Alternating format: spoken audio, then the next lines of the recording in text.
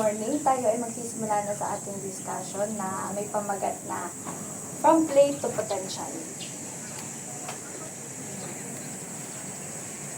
Ito ang mga objectives natin. Kailangan nating ma-commit after the discussion. Una ay ma-define ang nutrisyon, yung importance ng nutrition. Pangatlo ay food pyramid. Pang-apat ay importance of balanced diet. Next ay the role of water, tips for healthy living, learn how to overcome barriers to healthy eating, at last ay biblical perspective, concluding point. Ayan, meron ako sa yung tanong. Para sa iyo ay ano ang nutrition? Ang nutrition ay ito yung tumutukoy sa lahat ng bagay na kailangan nating katawan upang lumusog.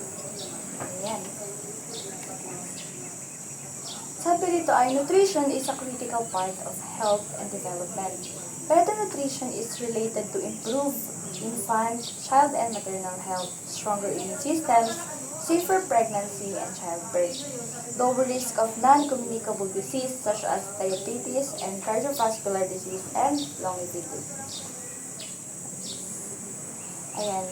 Malalaman natin kung ano nga ba talaga ang importance ng nutrition sa ating katawan. At the most basic level, nutrition is about eating a regular, balanced diet. Good nutrition helps fuel your body. The foods you eat supply the nutrients your body needs to maintain your brain, muscle, bone, nerves, skin, blood circulation, and immune system.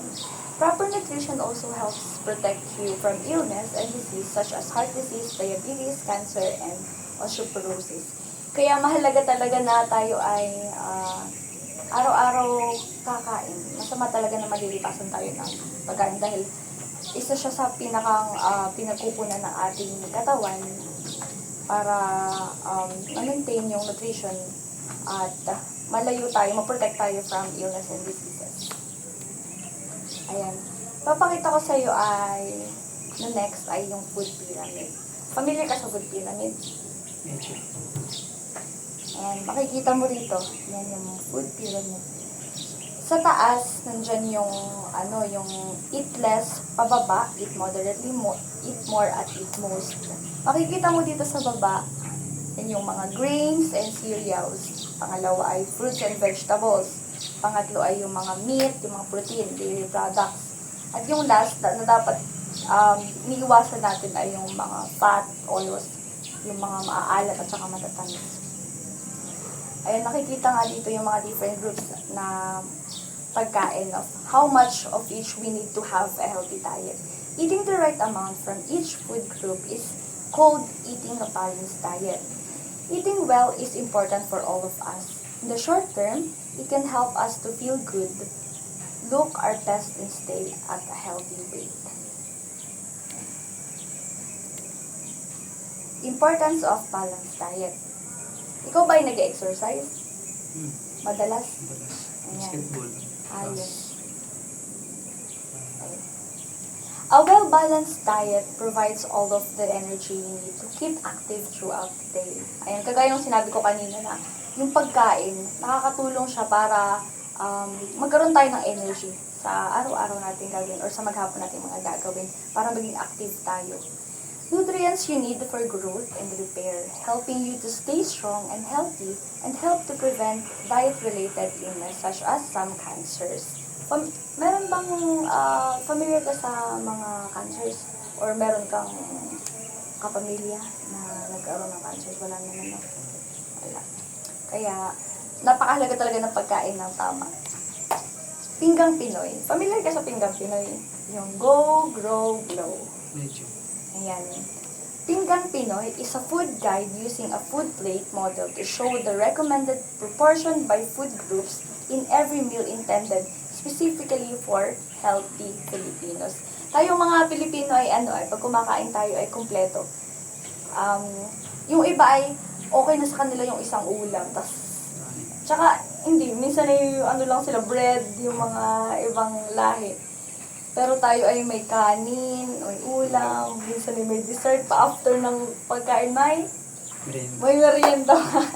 Yun ay normal sa ating mga Pilipino. So sabi dito ay, Pinggang Pinoy is a food guide using a food plate model to show the recommended proportion by food groups in every meal intended specifically for healthy Filipinos. Individuals with specific health condition should consult a registered nutritionist, dietitian, or any healthcare provider regarding their energy and nutrient needs. This food guide also promotes a physical active lifestyle and encourages Filipinos to eat less salty, fried fatty, and sugar-rich foods to prevent chronic diseases. Ayan. Kagaya ng sinabi sa akin ay yung lola mo ay nagkaroon ng kidney disease. Ayan. Sabi dito ay kailangan talaga kumain tayo ng less salty, fried, fatty, sugar-rich para ma-prevent chronic diseases. Isa sa chronic disease ang kidney disease. Ayan. Next tayo ay the role of water. Ikaw ba ay madalas uminom ng tubig? Sa isang araw ay pag bibilangin mo nakakailang baso? Sa isang araw, siguro mga 5 lang. 5? Pero 2 baso sa Sa isang inom? mm. Sabi dun sa nabasa ko ay dapat daw araw-araw ay at least ang naiinom nating tubig ay 8 glass. Yun daw ay pinakang kaunti na. Kaya, and role of water. Water helps your body keep a normal temperature, lubricate and cushion joints, protect your spinal cord and other sensitive tissues. Diba't ikaw ay mahilig mag-basketball? So, kailangan ay talagang ikaw ay mas uminom ng tubig dahil delikado sa mga buto mo. Tsaka yun, madidehydrate ka. Get rid of waste through urination, perspiration, and bowel movements. Keep the bloodstream liquid enough to flow through blood vessels. Help eliminate the byproducts of the body's metabolism, excess electrolytes, for example, sodium and potassium, and urea, which is waste product formed through the processing of dietary. Isa sa mga role ng water ay para malinis rin, makleanse yung ating katawan. Para malabas natin yung mga maduduming bagay na nasa loob natin. Ayan. Meron ditong 8 tips for healthy eating. Pwedeng basahin mo yung una. Okay. Base your meals on high fiber, starchy carbohydrates. Pangalawa. Eat lots of fruit and vegetables. Eat more fish, including a portion of oily fish. Number 4, cut down on saturated fat and sugar. Eat less salt, no more than 6 grams a day for adult. Be active and get a healthy weight. Do not get thirsty. Last, do not skip meals, especially breakfast. Ayan. Ikaw ay madalas mag-skip ng breakfast. Kadalasan talaga. Iyon ay isa sa tips ng healthy eating. Dapat talaga wag nating iiwasan. Wag nating kumain tayo ng breakfast. Dito sa 8 ito ay ano yung nakikita mo na parang nagagawa mo? Out of 8. Siguro, Ilan? do not get thirsty. Ayan. Isa, Tapos, active ikaw ay basketball, be active and get healthy weight. yung eat more fish, including a portion. Ayan. Tapos ay fruit and vegetables. Fruits lang. Ayan. So, bali siguro ay meron kang 5 out of 8. Okay na yun. Next ay the importance of regular meals. Ayan. I-discuss na natin kung ano talaga yung kahalagahan ng regular na pagkain natin. Ayan. Una ay blood sugar balance. Pangalawa ay reduced cravings. Pangatlo ay reduced likelihood of overeating. Next ay improve relationship with food and balanced weight. Stable energy levels throughout the day. So, yung una ay blood sugar balance. So, yung regular natin pagkain ng meals ay nababalance ang blood sugar natin. Blood sugar levels are largely influenced by your eating pattern. The goal is for the blood sugar to increase after meals and go down several hours after eating, resulting in a pattern of a gentle wave. Not eating for extended periods throughout the day can lead to a blood sugar dip, which is characterized by fatigue, irritability, headaches, and lightheadedness. Nararamdaman mo yun, pag hindi ka kumain, parang, parang irritable ka. Parang madali kang mainis. Ayan, isa yun sa dahilan daw, yung blood sugar natin ay naaapektuhan. Next ay reduced cravings. Low blood sugar triggers a stress response in the body and signals that you should stock up the body's food stores. These often manifest as intense cravings for food that should be but are hard to become consumed in moderation. These are foods with intense flavors, high in fat, sugar, and salt. Not only do they leave you hungrier than before due to the way they are manufactured and the ingredients that are used. These kinds of foods can also negatively affect your moral due to overconsumptions. Ayun. Isa sa dahilan din na tayo ay masyadong nag-crave sa yung mga malalasa tulad ng mga chichirya, basta lahat ng mga pagkain na masyadong malalasa. Yun yung nagre-resulta, yung pag hindi tayo kumakain ng regular meal, ayun, mag-crave tayo sa mga ganong bagay. Reduce likelihood of overeating. After an episode of indulgence, the blood sugar levels spike, which triggers a release of insulin in higher amounts in order to stabilize it. You may feel a sudden energy slump, tempting you to nibble on something once again. This can lead to a yo-yo effect of the blood sugar effects, spiking up and down very permanently. Alam mo yung yo-yo? Yung nilalaro natin ng bata pa. Ganun na nangyayari. Pag pag naman may pros and cons sa pagkain ng regular at ganun din ay pagka tayo naman ay nag-overeating. Masama rin.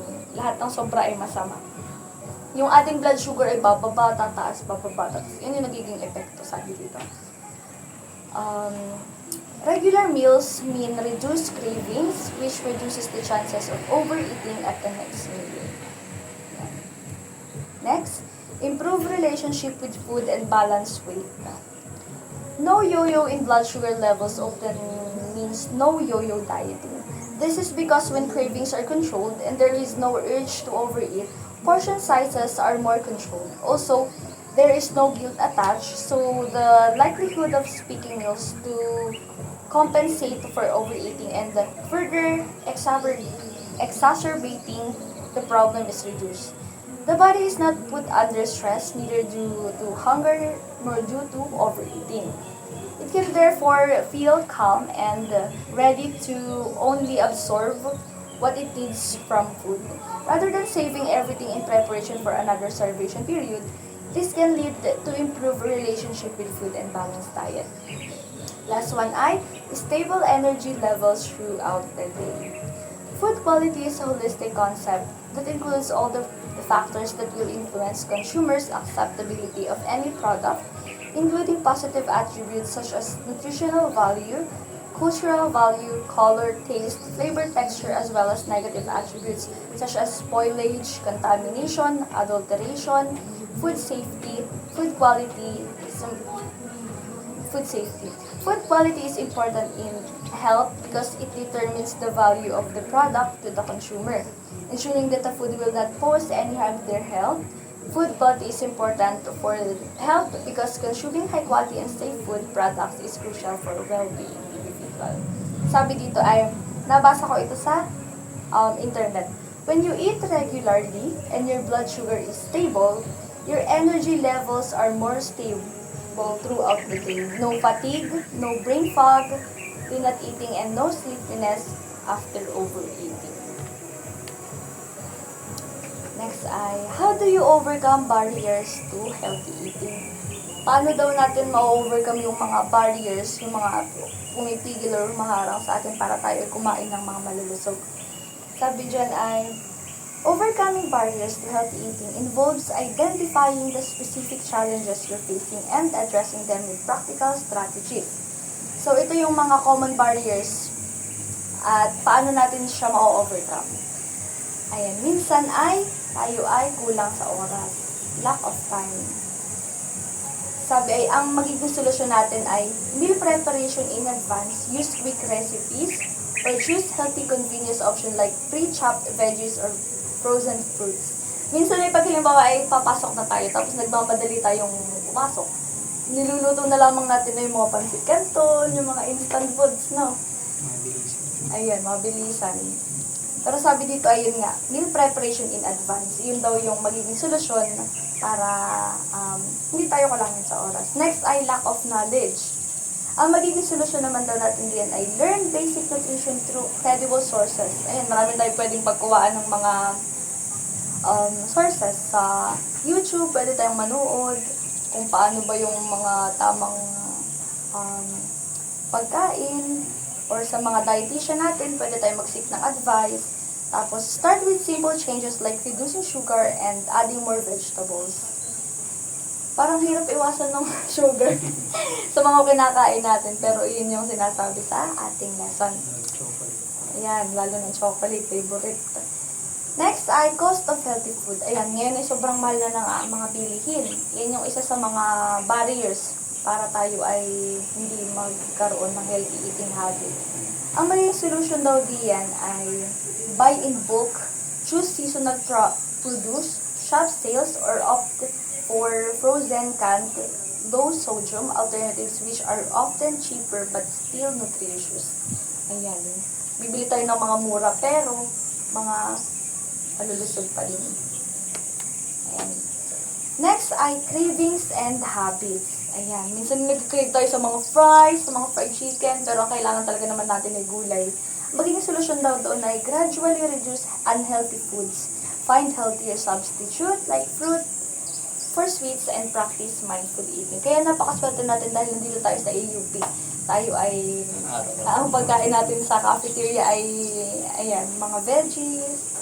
Next ay social or cultural influences. Ang solution naman doon ay communicate your goals with family, friends, bring your own healthy dish to gatherings, or adapt traditional recipes to be healthier. At ang pinakang huli ay limited access to healthy option. Iyan yung isa rin sa mga barriers sa healthy eating. Limited access sa mga options na mga healthy. So, ang magiging solution doon natin ay grow some of your own produce if possible. Ayan, magtanim. Support local markets or use delivery service that offer healthy groceries. Ayan, doon nagtatapos ang ating discussion. At meron akong sana ay yung ating lesson ay meron kang natutunan at sana ay madala mo sa araw-araw mo. May natutunan ka? Meron. Ayan. Tapos, meron tayong, ayan, ito yung ating health code card. Ibibigay ko sa'yo pag na-print. Sure. Life is what you make of it. At yung ating commitment card. Ayan. Ako ay sabayan mo or basahin mo. Kung basa. Hindi, babasahin ko tapos susundan mo ako. Ayan, commitment card. I wholeheartedly commit to embracing and move lifestyle that prioritizes my physical, mental, and spiritual well-being. I pledge to make mindful and healthy eating choices each day, honoring my body as a gift from God.